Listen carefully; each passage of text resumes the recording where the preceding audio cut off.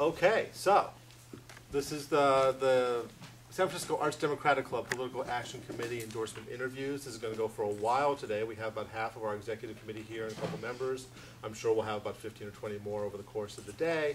I believe Mayor candidate Reese is going to start us off. And the way we'll go with this is we'll have about 3 minutes-ish to introduce, say anything you want about your campaign or the arts.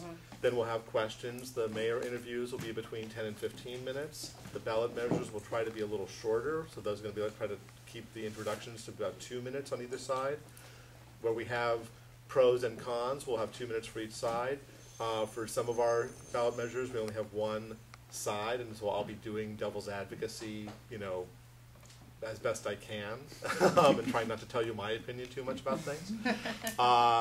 And everybody who's a member will be receiving a ballot, which we'll collect at the end of the day, because those will be the recommendations for the club as a whole. The endorsement meeting is on the 15th, Deborah, is that right? Yes. Monday the 15th. At the Mission Cultural Center. Great. Mayor Reese. Thank you. I like the title already. Wow. I'll be calling everybody that. Darn it. I was special. That's right. So just start with a quick 3 minutes, I'll let you know when Great. you should wrap up. Yeah. Thank you for having me here. I appreciate it. I'll tell you a little bit about myself. I moved to San Francisco 18 years ago because I wanted to raise my family here. I moved with a 4-year-old and a 12-day-old baby. I came because San Francisco was diverse and inclusive, and I actually thought of it as the innovation capital of the world, whether that was innovation in food, wine, the arts, social justice, and technology. I was fortunate, I was just mentioning earlier, an incredible mentor in my life, a woman named Ann Richards, who was the first elected female governor of Texas, and she's the one who instilled in me an obligation to go into public service. But she gave me 2 pieces of advice. One was achieve what you want to achieve professionally before you serve. So it really is about service and give back to the community and not about getting the job or building your resume. And then she said, as a mother, it will be easy if your children are older, and they're 18 and 22. So it does make a difference in terms of being able to really fully commit. 2 years ago, I started what I called a listening tour and went neighborhood by neighborhood and just talked to people about what they loved about the city, what they were concerned about, and what they wanted in the next phase of leadership. And it was through that process I said I have to step up and run. And I heard consistent themes. I always say, though, my moment of obligation when I became convinced I had to do this was when it became clear to me that the only way we'll significantly impact public education is if the mayor makes it a high-level priority, because it's going to take a community-wide effort, and the arts actually fit very much into that in terms of what's going on in our public schools and our failure of really engaging so many kids. We have to grow our way out of the budget deficit cycle, and the only way we're going to do that is keeping jobs in the city, because that will generate the revenue we need. And I heard from people, I think we're incredibly fortunate in San Francisco because we have such an engaged community, and you're all representatives of that. And people really willing to participate and pay their fair share, but a real lack of understanding of where the money goes. And even in reading your report, and there is a real lack of understanding. People think, oh, we fund a hotel tax, that must be supporting the arts, and then you see where money gets kind of shifted, and it's not really open and transparent to the community in terms of how we're really spending. Just in terms of I'm running my campaign, I'm running a very grassroots campaign. I am someone coming from outside of government. We've knocked down, I think, 120,000 doors already. I think I've done about 7,700 doors myself. We walk merchant corridors, which you learn a lot about the city, talking to our local merchants, and I'm at a lot of bus stops in the morning talking to people in the community. And so I feel encouraged, even though it's a very crowded field. So that's me, and I'm happy to answer any questions. I'm sorry. Could you repeat what your working life has been like? So I'm an entrepreneur. I've done lots of different things all of my life. Even running a hotel at one point when I first came here. I actually opened a restaurant, which was not successful. So I know how difficult sometimes running a small business can be, and the importance of travel and tourism for San Francisco in particular. But for the last 16 years, I've founded a venture capital firm with no venture capital experience. I founded as an entrepreneur with a new approach to the industry. I've supported about 60 companies in the Bay Area. We've created thousands of jobs here. And I've also spent a lot of time, really the last decade, working on trying to bring innovation into our public schools to take burdens off of teachers and provide other resources. So, yes. What was your kids' experience in school, in particular their arts experience in going to school in San Francisco? If my daughter, who is on her way to, in fact I'm missing a form because she's on her way to UC Boulder, if she did not have an active involvement in the arts and painting in particular, I don't know if she would have been able to stay so engaged in school. That was her hook. And it was interesting, even when part of the whole process of me deciding to run, I spent a lot of time with kids in the Bayview who had really, I've just failed. I mean, these kids are, not because of their own fault, but the system has failed them. I met kids who were junior year age, no high school credits, who all participating in a volunteer-led summer school. And none of the kids dropped out the entire period. And I said, why now? Why is this? They said, one, it's in my neighborhood, they could walk, but they started with the arts. The arts were their way of engaging in school. Whether it was music or visual arts and so many things. So I think the arts are just absolutely critically important. My kids were fortunate to have robust art programs, but that really did keep them incredibly engaged in school. It was the hook of why they wanted to be there. Did they go to public school? No, they did not. They did that in private school. And this is why I've spent so much time working on public education reform, because I struggled, especially often as a single mother, to keep my kids in school. And I said, I don't want other families to have to go through this. One of the things I even talk about a lot with, we have so many facilities that are in our public school system. There's empty buildings.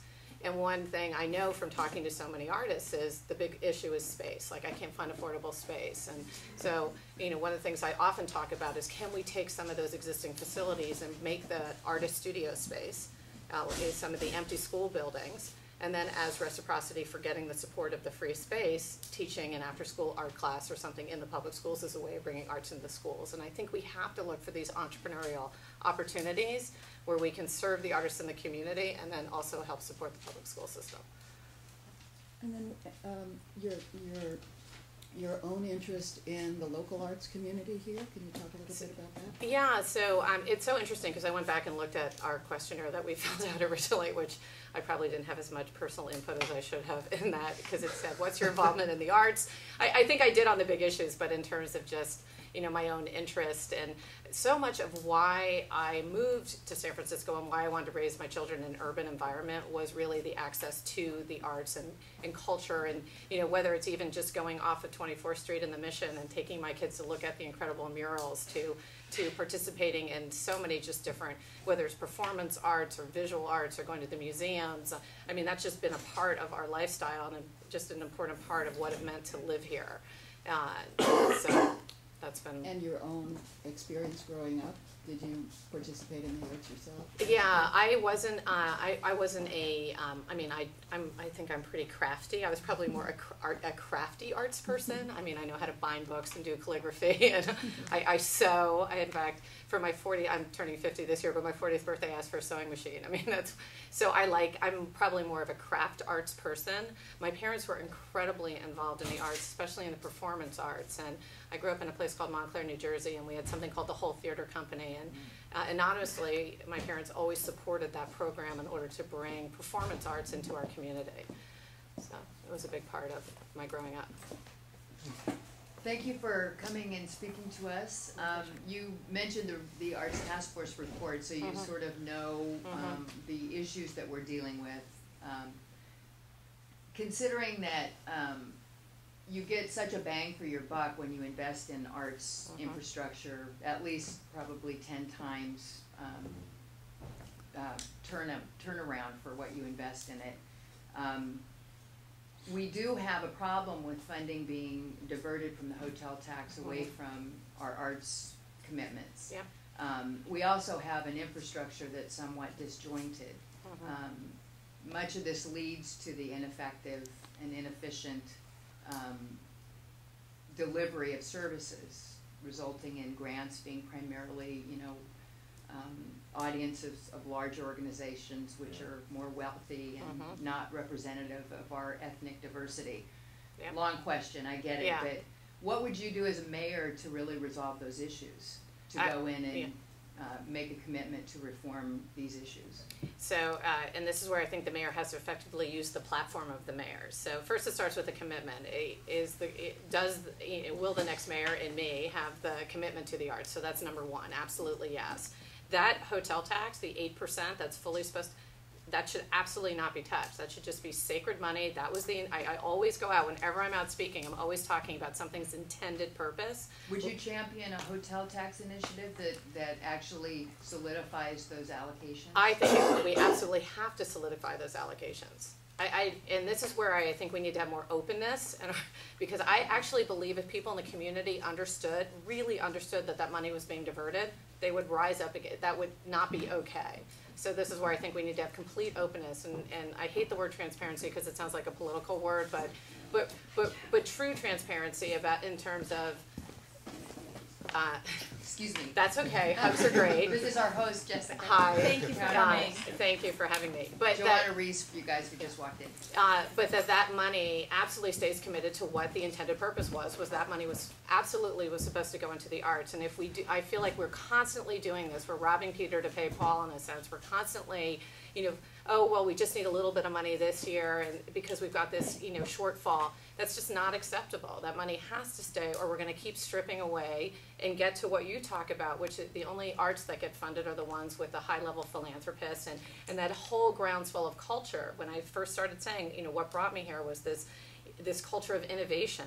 That innovation is going to come from places that you just don't know. I was on Francis Ford Coppola's board for a time period, and one of the things that Francis always believed was that, unfortunately, film content is often just, it's the mass populace of content. And he said the most difficult thing for amateur writers in particular is to get critical feedback. So he launched something called All Story, which was a website essentially where you could post your amateur writing, but in order to post, you had to agree to provide critical feedback to 3 other pieces of writing. So that way, amateur writers together were serving, and then the highest rated articles actually got published in a magazine that he raised corporate money to sponsor.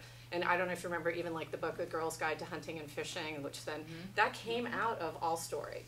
So, and that was, why would Francis Ford Coppola have me on his board? It was, I think, a shared sense of values of that we have to make sure that we're not losing all of the incredible creative content that's going to come from you don't even know where. But you have to have structures and systems in place. I know it's Last question. The structural sort of deficits of our city, how the arts are structured and well, so the structural deficits of the city, this is where I always go back to, we have to grow our way out of the budget deficit, and we have to do that in a separate way, and that's we have to bring revenue in, but therefore, and then we're going to have to make some tough choices, but when that allocation of, again, going back to that 8%, that was the intended purpose, and this is where I think we keep hurting things long term, because we strip away that spending and support when that's supposed to help drive tourism. So because we have a vital arts community and people want to come and experience that and discover something they've never seen before. So if we keep nickel and diming it away, we're just going to keep continuing to go down a rat hole. And I think we just have to say,